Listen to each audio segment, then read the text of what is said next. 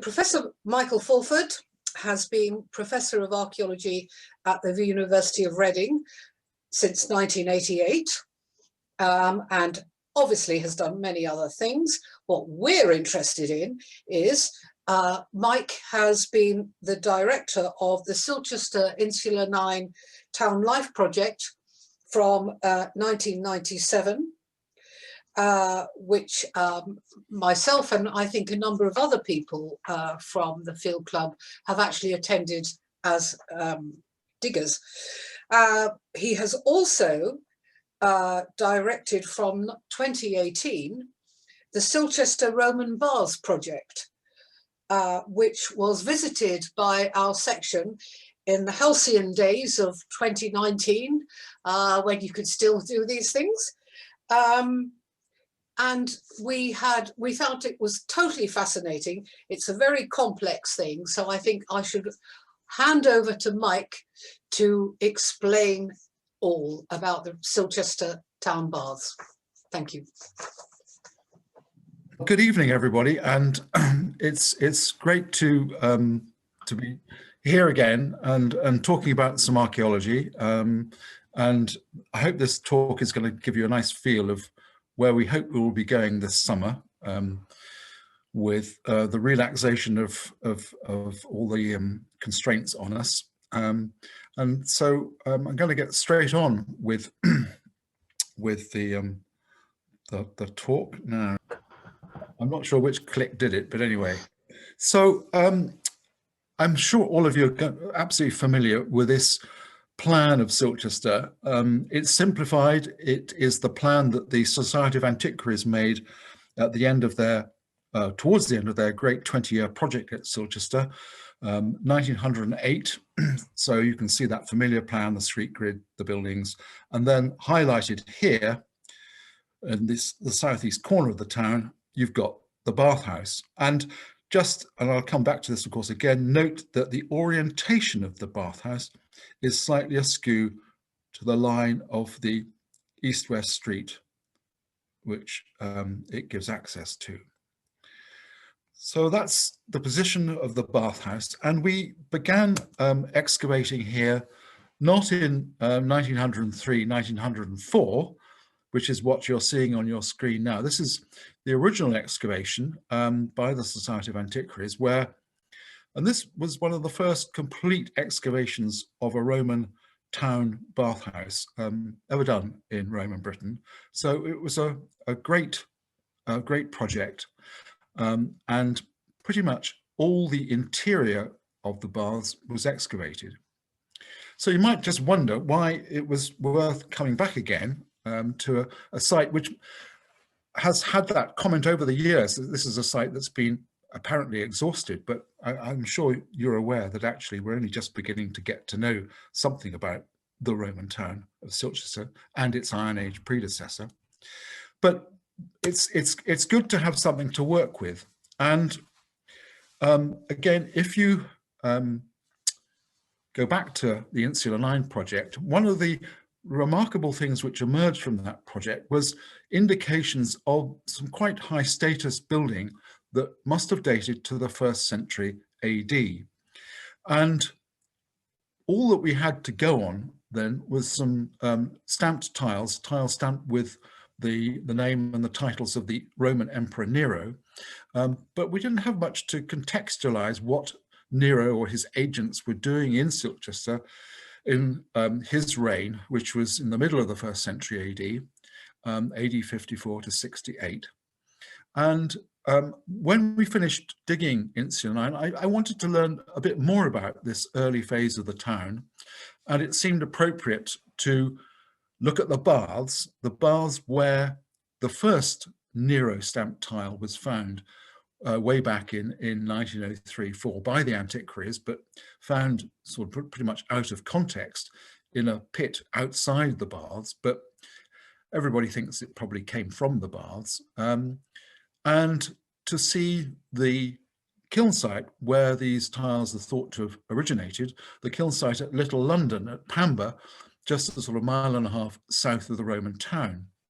So in 2017, we did an excavation on the Tylery at Little London, and that was amazingly successful, and it did confirm that brickmaking went on there, and it went on there during the reign of Nero, and we've got some idea about what buildings were being supplied with bricks from that source at Little London.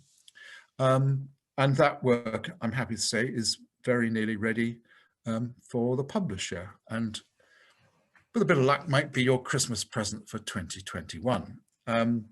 So the baths were a natural successor to the Tylery project, and we began looking at that in 2018, and our starting point was really the plan that you see in front of you.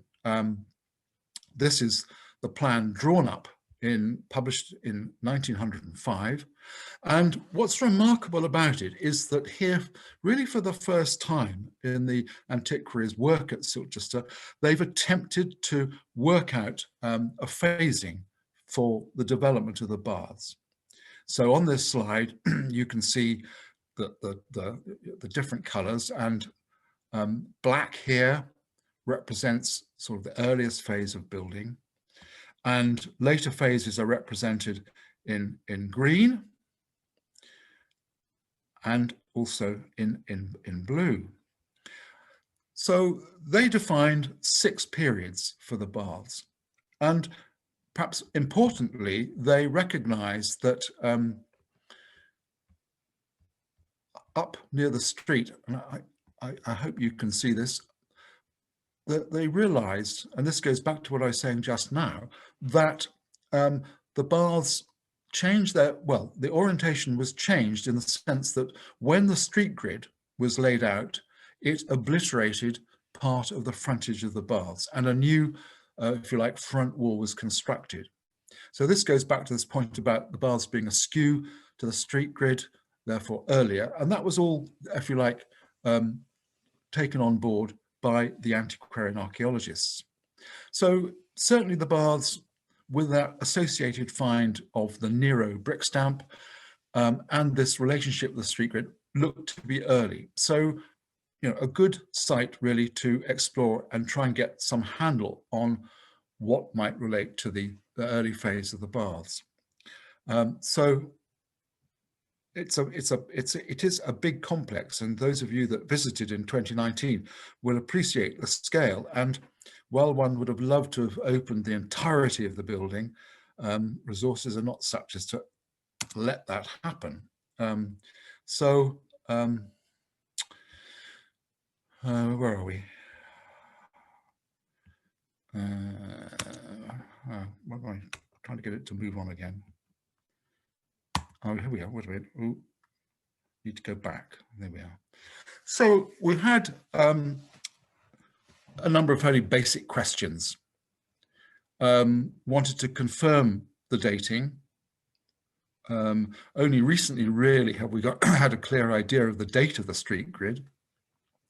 And the street grid looks as if it's around about the mid-80s, 85, something like that. We wanted to learn a bit more about how the baths might have changed over time, because although you've got that sequence on that plan of 1905, we have no dates attached to any of those elements as the baths changed over time.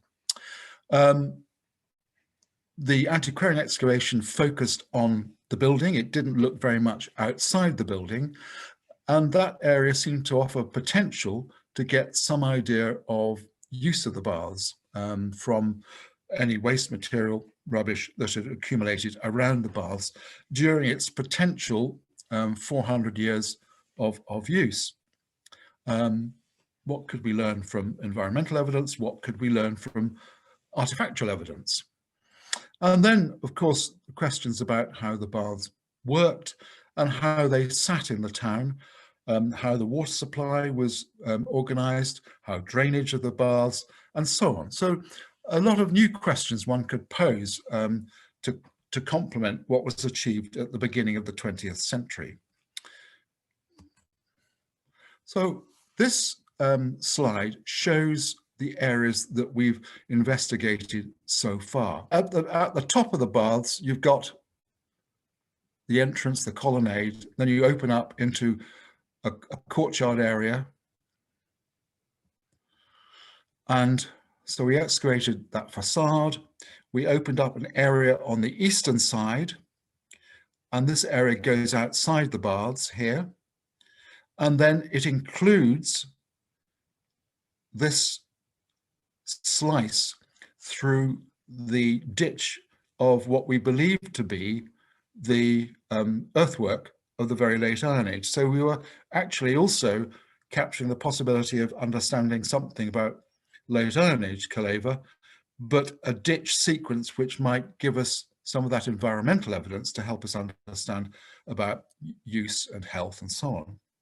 And then on the western side in 2019, we opened this area to explore what the antiquarians described as warm rooms, as tepidaria, and we linked the two areas across like that. And each trench, each excavation has added incredible new knowledge to what we know.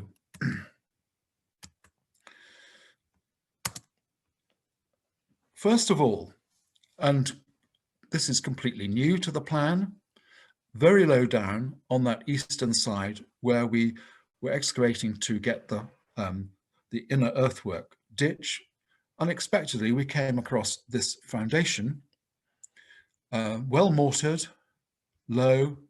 So far we don't have a date for it, but conceivably it's part of a very early phase of the baths. It sits right above this ditch, and it has a wooden gully, a wooden water channel that runs around it. That became evident in 2019. But it wasn't on the antiquarian plan, and it lies at some significant depth. And trying to understand what this is all about is a major objective for our next season.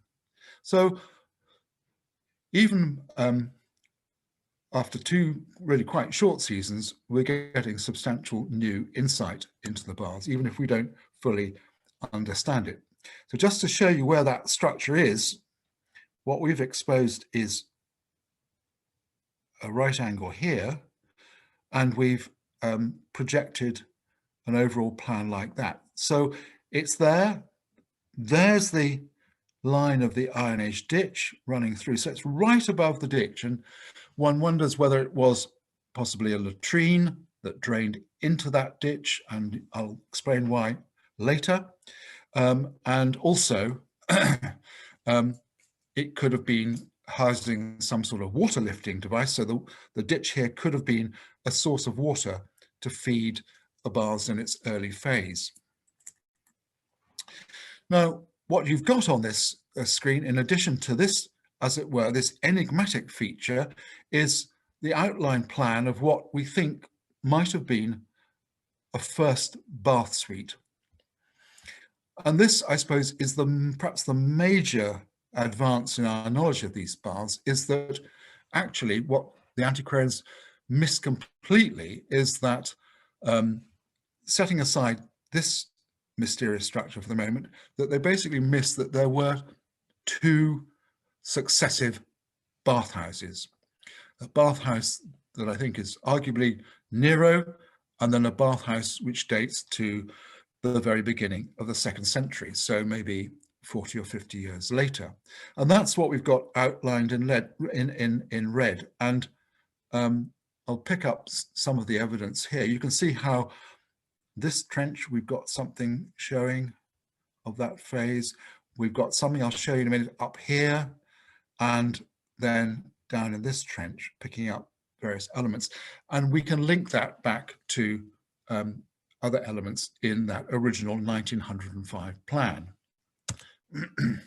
So if we take the entrance, here we have the re-excavation and the original excavation. So 2018 on the right, 1903 or 1904 on the left. And the main difference between the 2 years is that the column that sat in the middle here has gone. I mean, I hope it's in Reading Museum, but haven't yet been able to find out if it's there, and the others still extant. And they sit on this this brick plinth, and that all those bricks are Little London bricks, as are the bricks in the main facade, which I'll show you in a second. So this slide, you're looking to the east. That relates to the building after the laying out of the street, and all of this was buried by the street grid of the late 1st century, after about AD 85. And so all these columns were chopped off in the late 1st century. And then looking behind, you've got a complex building. This is the latrine block. Right at the back, you can see, I hope, the arch of the drain. And most of what you see there is much later than this original, what I'm calling Neronian phase. And this, you see the heightening for the rebuild of the facade of the baths so that it actually ran alongside the line of the new east-west street. And this is a new column to support the entrance into the baths. So things were becoming clearer, but also we found that there are things on that antiquarian plan which didn't seem to reflect in what we found on the ground. But that's a minor consideration when we go forward and think about the full extent of the Nero baths. And this is, I think it's the only complete Nero brick stack, and this is the one that was found beside the baths. Need to go back. And you can see very clearly N, thumbprint where the ears, thumbprint R for Nero, CL short for Claudius, CAE for Caesar, AUG for Augustus, G, and then ER short for Germanicus. So Nero, Claudius, Caesar, Germanicus. And this is on display in Reading Museum. So bricks of the same fabric have been found in this first phase in that colonnade that fronted the baths.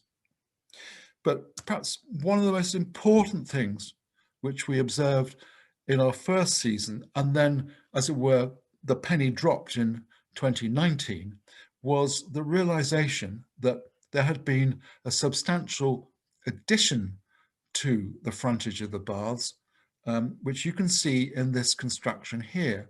So you've got, where my pointer is, you've got a butt joint. To the right, and using Little London bricks, is the Nero facade. And this has been added on, a new extension, bricks resting here on piles of alder wood. And here you've got the water leat running right way through to the latrines on the eastern side. So this important junction was not appreciated in 1903, for it doesn't appear on the plan, but it represents an enlargement and also a raising of levels of the baths of a new construction around about the beginning of the 2nd century AD. So we'll move on from this important observation that of an extension added on. This is the northwest corner of the baths, and more of this became apparent in 2019. So here I'm taking you to a shot that's looking at the corner of that exercise yard, the palaestra as it's called. So from that entrance into the baths, you go into this colonnaded area where you could potentially exercise, work up an appetite for taking the baths, if you like. And so here we took out the backfill from the early excavations, and we've exposed what was the the back wall. So this wall marks the division between that open courtyard and the baths proper, which go down to the south. And in this area, you've got a drain which has been covered with roofing tiles and running across, and then out through what we now know to a rebuilt eastern wall of the baths. But look down here, and this was simply shown as, if you like, as a dotted line on the plan of 1903-4. So the antiquaries had found this, and these are their trench outlines. There's the edge of the trench. They'd found this foundation at a depth, and of course we can now see that this relates to this Neronian phase of the baths. Up here you have the corner of the ambulatory. So in the baths, this is the space you'd walk, the covered walkway around. Okay, so that's the inner wall of that, and then here would have been actually open to the elements. So this is part of the later rebuild. So early wall here, later wall partly built on existing masonry, but largely new, and with it a new drain. So 2019, pennies began to drop, and this too is another Edwardian antiquarian little excavation. This actually was absolutely backfilled with chalk tesserae, solid with chalk tesserae. If you ever want a chalk tesserae, you know who to ask.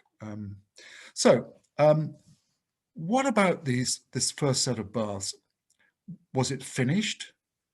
There's a question here, and we've only really got little bits of evidence. One of those bits of evidence is here, where we have the imprint of, in herringbone fashion, of the brick floor of what was described probably as the changing room of the baths. So you can see the herringbone pattern of the bricks, and these bricks are all in the Nero, with just one or two still surviving, all the Nero brick type, the Little London brick type. So there was a flaw, and elsewhere there are traces of, right at the junction of wall and floor, little traces of wall plaster. So I think the Nero baths were finished. They certainly functioned,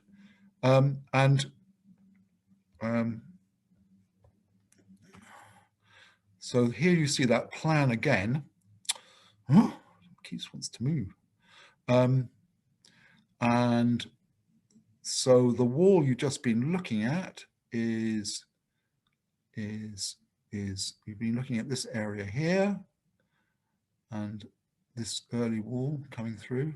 So that's the point where you have the junction expanded, but this is essentially what we have.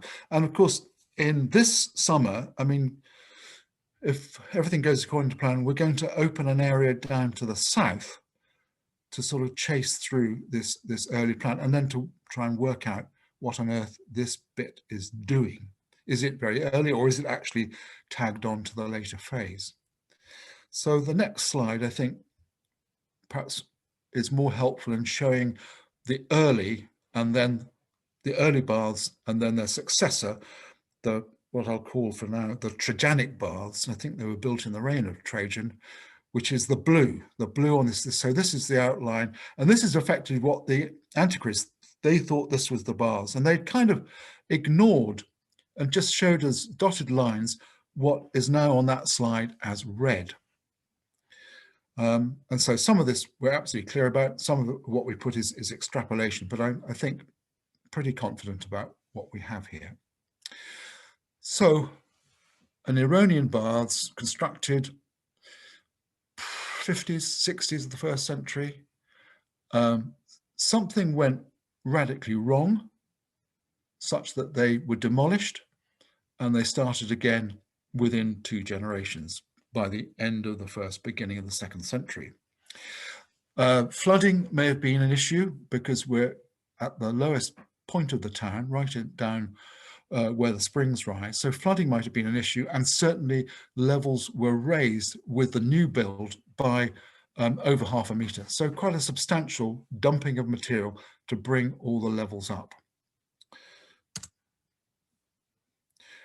And if we go now to the western side, we can see again, follow through some elements of the early. So again, here is one of these, this early wall running through. Again, dotted line on the 1903-4, the plan published in 1905. But then this is the Tridentic, the beginning of 2nd century build here. And this is for a warm room. And although many of the pili, the stacks of tiles which supported the floor to allow hot air to circulate underneath, many of those have been taken away completely. There are 1 or 2 in situ, but you get the feel of that structure. And I think one of the things, the other thing which came well through, I think both in 2018 and 2019, is how much the baths required fiddling around with. Things don't seem to have worked for very long without requiring change, sometimes of quite a substantial scale. So here, you've got this foundation of reused masonry, mortared together, stuck on top of pili. You can see a little bit of a square there. So it's just put there against the back wall. The furnace feeding the this room was down here. Here's the furnace,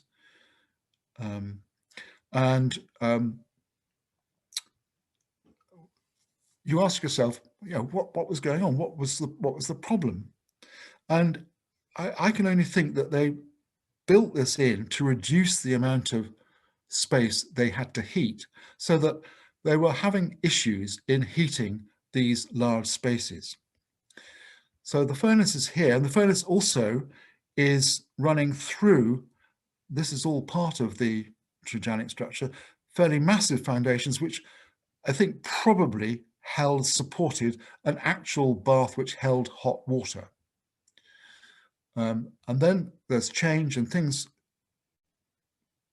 are rebuilt, and there is a major, I'm jumping ahead. Well, let's move on to the next slide and you'll see what I mean.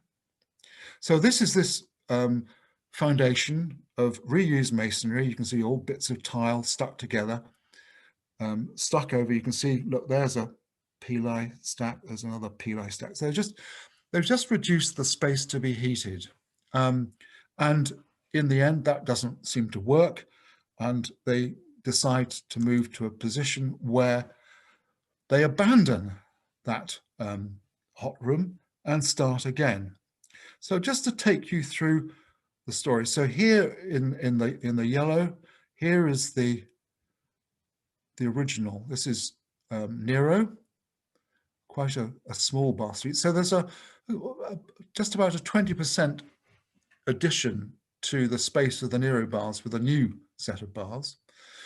Then we move on to Trajan here in the green, and this end here, which I think supported actual hot bath.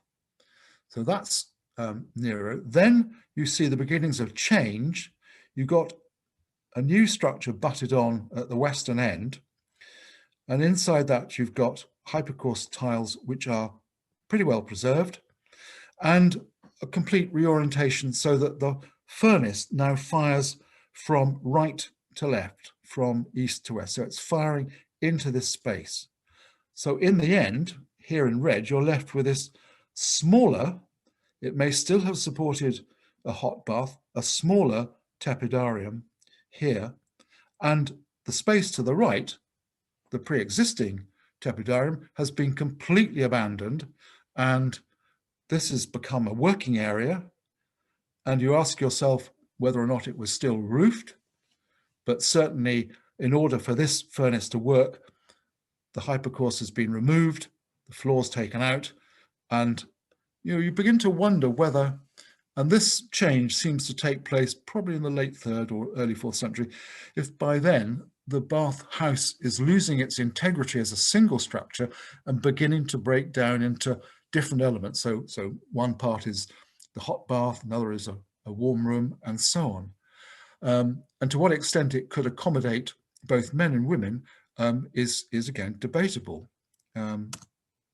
Originally, I think that was the plan, but whether that could be sustained and they moved to some other way of allowing men and women to bathe, again, we're not so sure.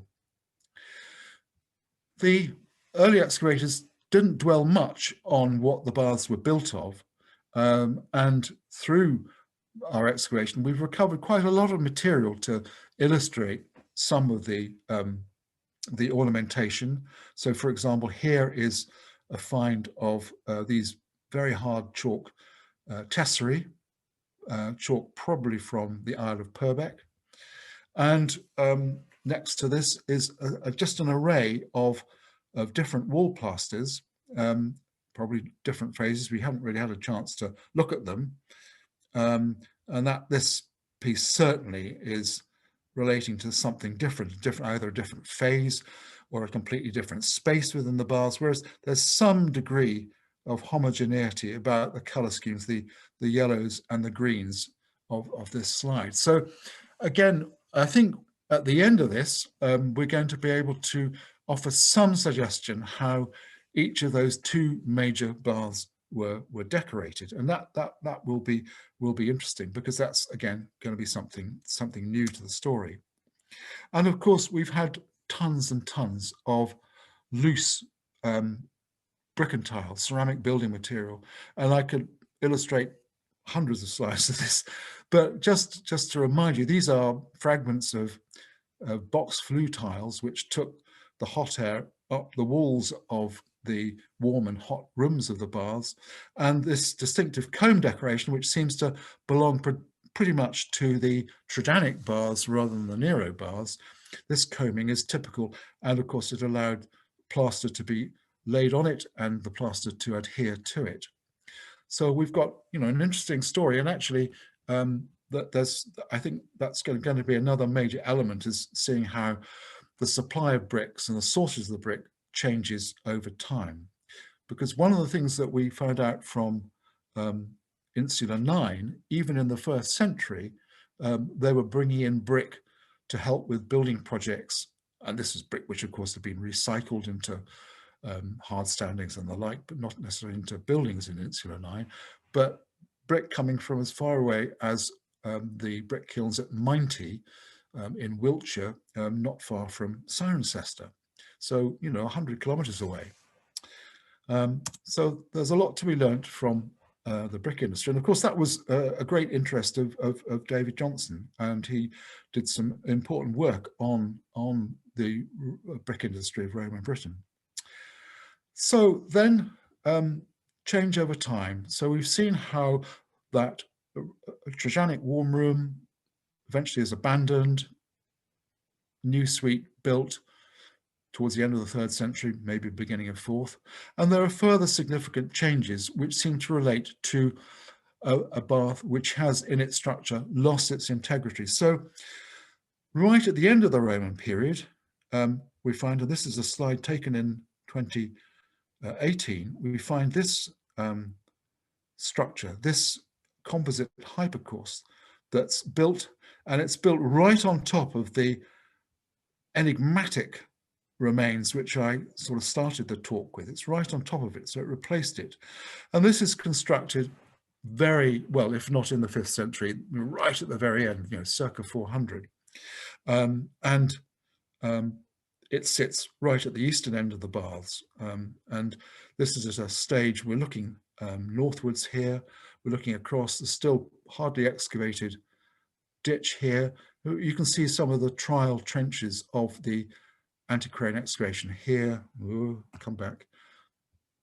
Here's another one, partly excavated. These diagonal trenches, which were the exploration which led to the discovery and the opening of the whole bath structure. So we opened this tepidarium in its entirety, reopened it. On the antiquarian photos, it doesn't show very clearly what it is and how well it's preserved. And you can see the preservation is very, very good. So in the center, you've got this, the floor supported by stacks of reused tile, but around the periphery, the floor is supported perhaps much more robustly by these masses of masonry, which are dissected from one another by these deep channels. So the hot air circulating along those rather than through masses of these pili, which would have been the format of the baths in the 1st and 2nd centuries. And this looks clunky and clumsy, but I think it was a way of stopping the floor collapsing, because when you start covering areas like this with tiles, the chances of fractures, the chances of, what happens in a hard English winter to these baths, when you've got freezing going on, maybe tile beginning to shatter. You can imagine quite a lot of broken legs actually from people who fell down in these heated suites. So making these masses of masonry helps to make the floor more durable. So this was a great discovery, but it seems to sit on its own on the eastern edge of the baths and replacing that earlier structure which overlooked the ditch. And the ditch, of course, which is a piece of Herculean excavation. I don't know if you remember in 2019 seeing, I think when you came, we'd pretty much got to the bottom, but here the excavation in progress, and it went down over 4 meters deep. And you might well ask, where are their safety crash helmets? And I don't know where they are, but they're probably just not on this slide. Trick of photography. And anyway, fantastic stratigraphy, some good preservation of through waterlogging, of course, and some remarkable finds in the sequence, which also in their way reflect to the use of the baths. So right at the very, very bottom, so 4 meters or so down, we found a collection of dog skulls. So you can see dog skull here, there's a mandible, another mandible, so one complete. I think altogether we had 3 complete skulls and then a set of mandibles. So they're all close together. And then about 40 centimeters, nearly half a meter, couple of feet above them, was this gentleman, or at least his skull. A young man, skull carefully laid on this stretcher made of hazel rods and willow. You can see the format of it quite clearly. And this deposition is actually around about the time of the construction of the Tridentic baths. So the set of dog skulls deposited as some sort of ritual. It's hard to think that they went in, as it were, by accident. And there's no trace of the rest of their skeletons. So you have the deposition of dogs right early on, say contemporary with the Nero construction, and then higher up in this ditch sequence, we have this skull dating to around about AD 100, but the skull conceivably actually a bit older, possibly Iron Age, which is the date we think the ditch was originally dug, right at the end of the Iron Age, as part of the defense of Karatakis' Kaleva.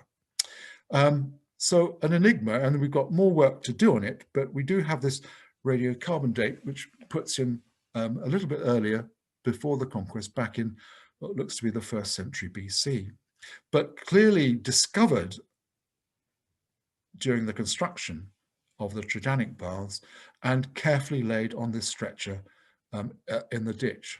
So again, a formal deposition. I mean, we don't know whether he was a Roman or a Brit, but maybe we'll find that out in due course.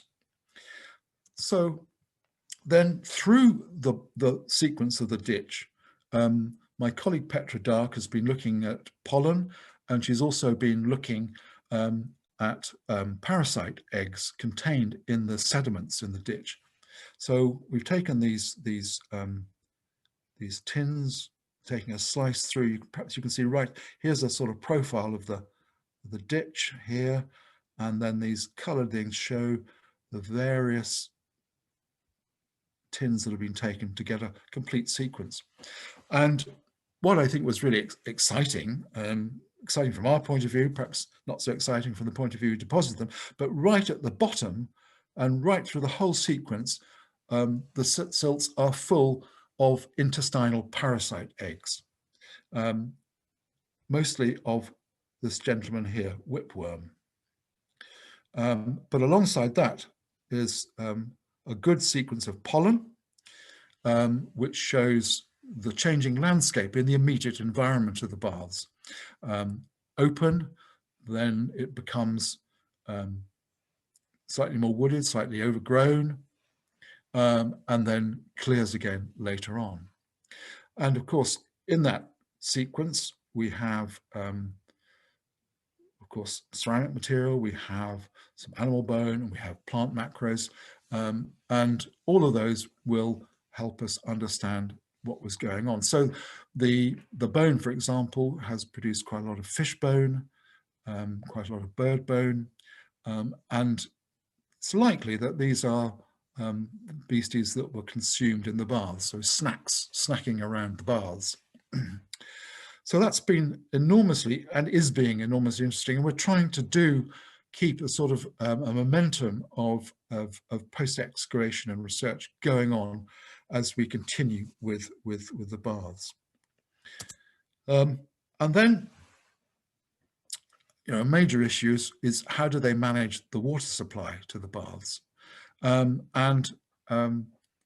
colleague Rob Fry has been doing geophysics, and for the first time extensively using ground penetrating radar to try and pick up some likely courses of the water. And what he's, so on the top of this slide, you can see he's overlaid the plan on top of the geophysics, and we've got this area up here, which is of a high resistance, and we've got excavated features and so on, and evidence of the streets running through. But if I take you down to his interpretation,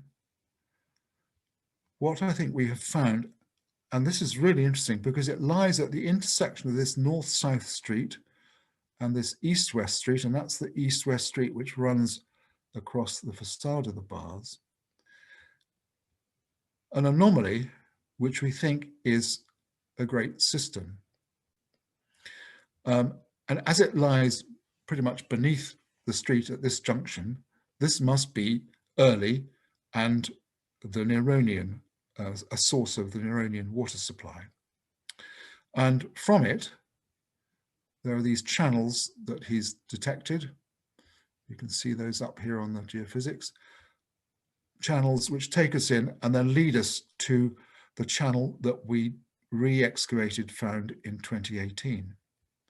So that's a really interesting and important element.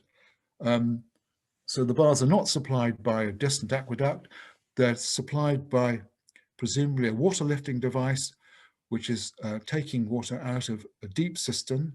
And I hope we'll get permission at least to try and put a core into this to get some idea of its scale this summer. So the geophysics has been immensely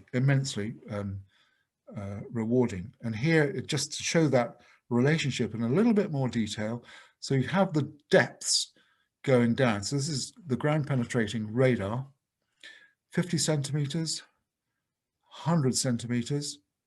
So that's at a meter depth, still showing very, very clearly underneath that intersection.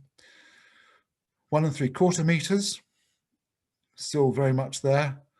And at 3 1/4 meters depth, still something there. So potentially we have a cistern here which is over 3 or 4 or 3 to 4 meters in depth. So containing a sufficient volume of water fed by the springs all around it, but enough volume to keep a steady supply for when the baths were in use. So that's an important addition.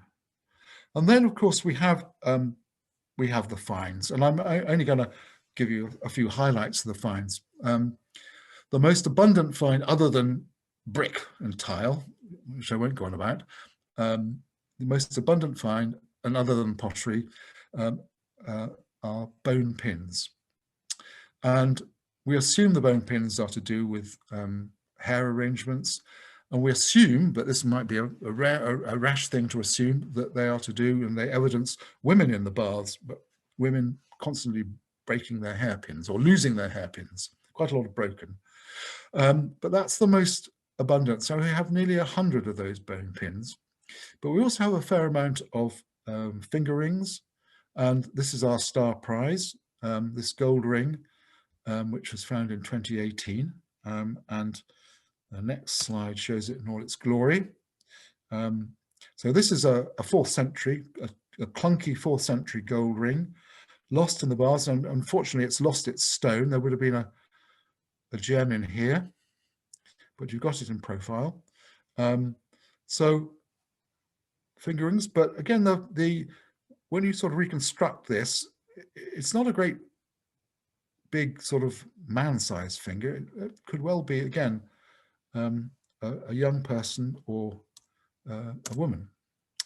And another star piece of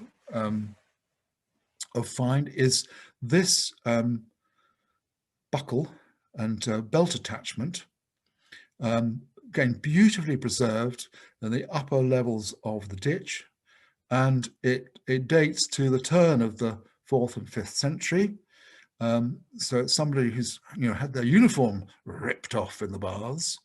They've lost their belt, and you can see the fine decoration.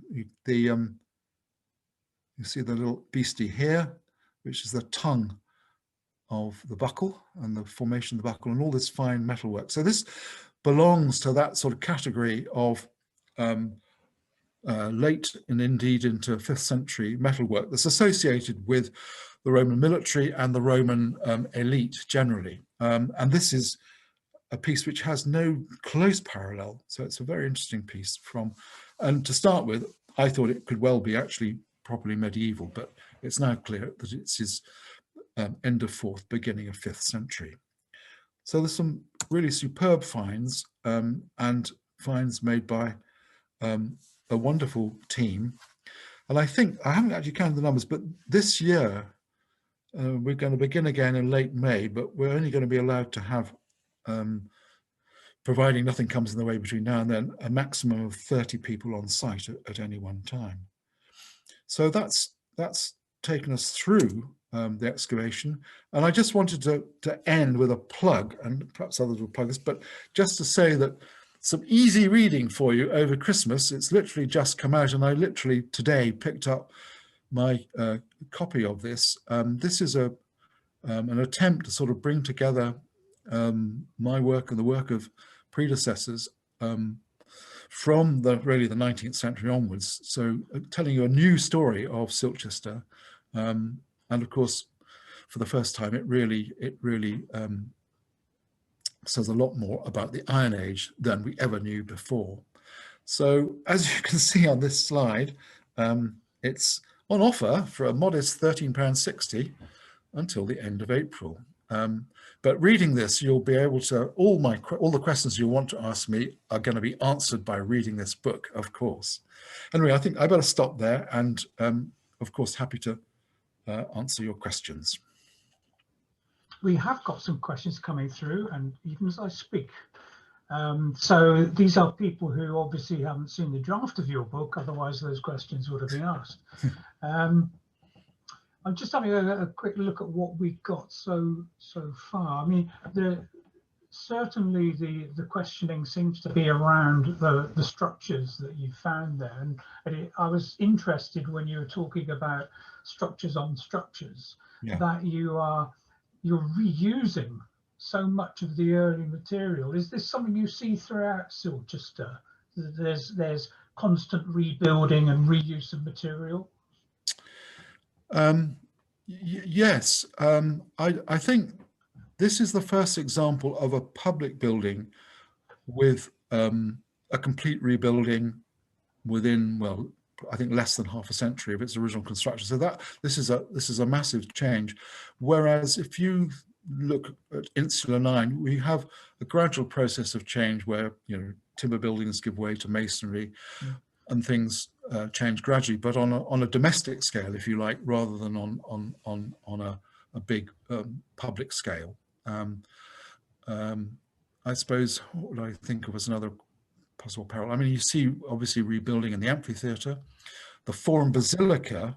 I mean, that starts as a succession of timber buildings, but then the massive early 2nd century Forum Basilica, masonry Forum Basilica, is constructed, and that persists. That doesn't seem to change until it's demolished, probably in the post-Roman period. So this scale of rebuilding is unusual, and I think it's probably driven by the fact that baths didn't always work terribly well. They had problems. Right. Well, in fact, speaking of that, Maureen's asked, would the larger blocky foundations on the 5th century part of the hypocaust been as efficient for underfloor heating as Pile? Well, no, not as efficient. I think you'd have got quite hot in that central area, which supported, but a lesser warmth around. But at least I think you'd have been fairly certain you wouldn't fall through the floor, which I think was quite an important consideration. It was a lovely imagery, I must admit. Michael's asked a similar question to what I was going to ask earlier, which was, is this the only set of baths at Silchester that you're aware of? Because it is a large baths, but then Silchester was a large city. Yes, it's probably the only set of baths which was available to the general population, as far as we know, who actually was allowed to use it. The Mancio, that's the building which housed the accommodation for the state post, the cursus publicus, that had its own bath suite, but it's not clear that any of the private houses had a bath suite attached. That might need revisiting. There are some structures which don't look right, but in the quest for understanding a bit about this early phase and what Nero was doing in the town, we excavated in Insula 3, just to the west of the Forum, and the reason for that was that there the antiquaries claimed they'd found a bathhouse in the southeast corner of Insula 3, and because it was in a pretty poor state, judging by their account of it, I thought, oh, well, this is likely to be early. Let's have a look here and see if this will amplify our picture of 1st century Silchester. In the event, it wasn't a set of baths. It's the beginnings of the building of a private house, and of probably late 1st or early 2nd century date. So not at all what was thought of in the 1890s. Right. And it's interesting you talk about centuries here. I've got a question here from Ben, who's age 7. How long would it have taken to build a Roman bathhouse? 4 centuries, I guess. Is the Well, I mean, the bathhouse was used certainly over 400 years in different ways. Its original construction, I suspect, took 2 or 3 years. It would depend how much labor they could put to the building. And that's an interesting question, how much skilled labor there was. Also obtaining some of the raw materials, because the stone that's used in that bathhouse in both periods, that is green sand from the Weald, so it's come from 40 miles or more away. If you think of how much material was used for the hypocausts, for the flue tiles, the pili, and then the roofing, and keeping a flow of tile and roofing material coming through from the brick kilns, that must have been quite a business as well. And those kilns would only have really operated during the summer months. And the building program may well have stalled in the winter with the coming of the frosts. So 2 or 3 years maybe. But it's okay, Ben, there you go. So it's longer than Lego, that's for sure. So if we move away from building, perhaps, yes. Someone asked about the skulls. Is there evidence, or do you think that they're ritual deposits in any way? Well, I think the dogs must have been a deliberate ritual. I mean, what I puzzle about is that, by the time we got to the bottom of that ditch, the trench was only, little more than a metre to 2 meters wide. And you think, well, if we found that, what else is at the bottom of the ditch? And it's, the ditch is over, I don't know, a couple of kilometers long all the way around. It's sizable. But the skull that's laid on a stretcher, well, clearly there's purpose in that deposition. And my thinking is that that in that building of the Tridentic baths, they came across somebody who'd been buried earlier, and it's a reburial, but with a certain amount of formality around it, hence the creation of that willow and hazel stretcher that they used to lay the skull on. So yes, certainly ritual there. Okay, now and moving into a bit more scientific world, Anna Welsh, who, as we know, is a well-known scientist. Thank you, Anna. She's interested in the whipworms. Yes. They're found in association with pollen. Is there any evidence that the plant species were associated with natural remedies for instance, actually getting rid of intestinal parasites like whipworms? As yet, the plant remains from that stitch sequence haven't yet been analysed. No. But one thing which Petra has observed, commented on, is that in some of the deposits which, and this goes back to Insula 9 as well as to perhaps the baths, is mallow turns up quite a lot. And mallow is not something you'd obviously use as for a fuel. So what is the mallow for? Is that being used medicinally in some way? And that's the one species that's really kind of stood out and has invited comment. Later on, we find hemlock seeds in latrine deposits. So people are taking hemlock perhaps to ease pain and that, but hopefully not overdoing it. Okay, we're getting quite late now. Perhaps just one more question. I had it here a minute ago. Someone still on about her intestinal parasites, but she's mentioned haven't and Bournemouth University in the same sentence. So that's interesting. What was I going to mention? I think one of the things that did occur to me, I remember it when we were first there and having a look at how old the baths were. I mean, they were one of the earliest buildings of baths that we think in Britain. Yes. So is it likely that they lasted the whole length of time that Silchester was extant? And is there any evidence to show the very, very last dates that they were used? That's again a bit of a work in progress. I think it's possible that elements of the baths continued to stand and may have been used for what they originally intended for well after the sort of end of Roman rule, from after the beginning of the 5th century. And one of the reasons I say that is that the outer walls around that very, very late tepidarium, that late hypocaust system, the walls had been robbed much more deeply than the main walls of the baths.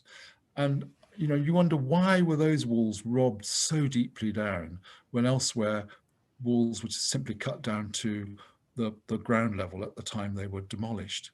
And one reason I think is perhaps those elements of the baths stood after large areas of the rest of the baths had already been demolished. And it was obvious to people who were looking for material to keep going down rather than stopping at ground level, going right the way down to the bottom of the foundation. So I wonder whether some of that very deep robbing was quite late on, perhaps late Saxon or early medieval. Right. And there's certainly quite a lot of medieval pottery from the uppermost horizons outside the baths. So Right. that's an intriguing question. I hope we'll get more insight into that. Okay. Well, I mean, the great news for us is that you're going back again next year. I remember when we visited you in 2019, you said it was unlikely we were going back because of funding. But to think that you're going back this year is absolutely great. And you know who will be one of the, well, we'll be asking whether we can have a visit. Whether that will be possible is another matter, of course. Yes. We do look forward to something like that. I hope, well, we'll see. It'll be easier after, I hope, after the 21st of June, Yeah. after that. And we'll certainly be on site for 2 further weeks after the 21st of June. So, Fingers crossed. well, you know, there's always be days when there aren't students. There's always be one day a week when there aren't any students. So maybe we can work around that. Okay. Okie doke. I think that's probably it from us and our questions. So thanks for all your questions. Sorry if I didn't get round to yours. There were a lot of them.